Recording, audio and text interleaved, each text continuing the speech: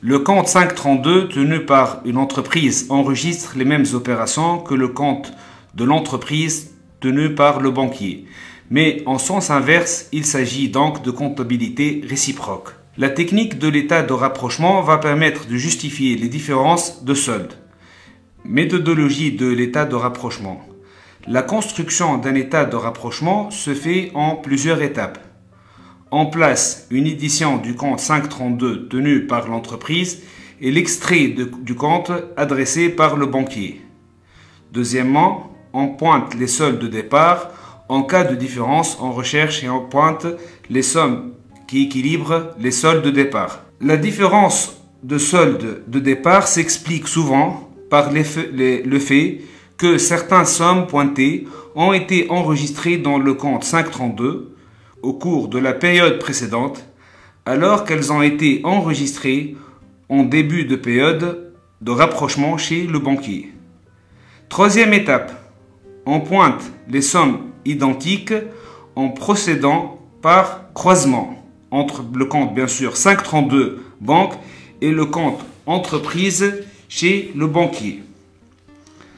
Certains montants recherchés peuvent être décrits par des sommes différentes. Exemple, une remise de chèque de 500 unités monétaires peut être enregistrée par le banquier comme une remise.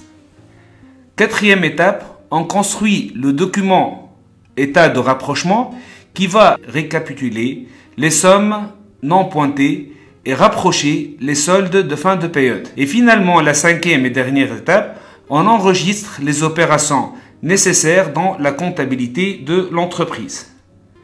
L'écart entre le solde avant rapprochement chez la banque et l'entreprise peut être justifié par les raisons suivantes.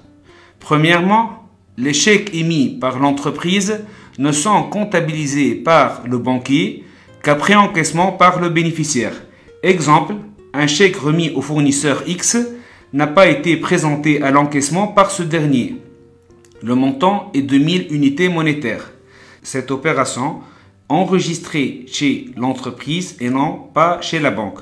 Donc, il faut procéder à la comptabilisation de cette dernière au niveau du crédit du compte entreprise chez la banque.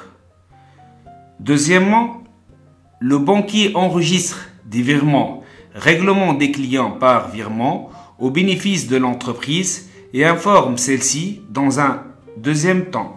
Prenons un exemple, un virement de 500 unités monétaires d'un client n'a pas encore été comptabilisé par la société.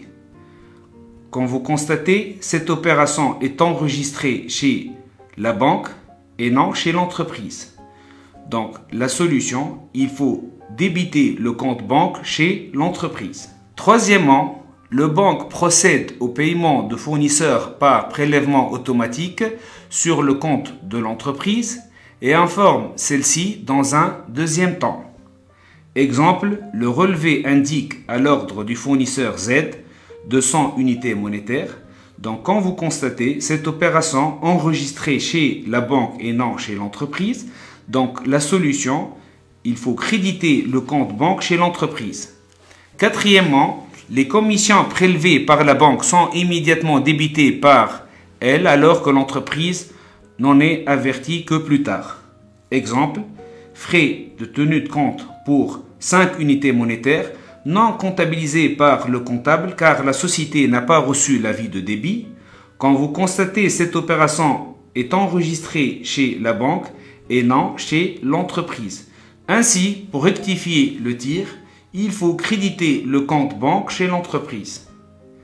Cinquièmement, des erreurs sur les sommes peuvent être commises par l'entreprise ou par la banque. Exemple, des commissions figurant au débit du relevé pour 17,6 ont été comptabilisées par erreur de 16,7. Donc, comme vous voyez, on va constater l'erreur chez l'entreprise. Pour ce faire, on va créditer le compte banque chez l'entreprise pour la différence, à savoir 0,9. Je vous remercie pour l'intérêt que vous portez à nos vidéos. J'espère que ça vous a été utile. Pour plus d'informations, veuillez accéder à notre plateforme Piformia Academy.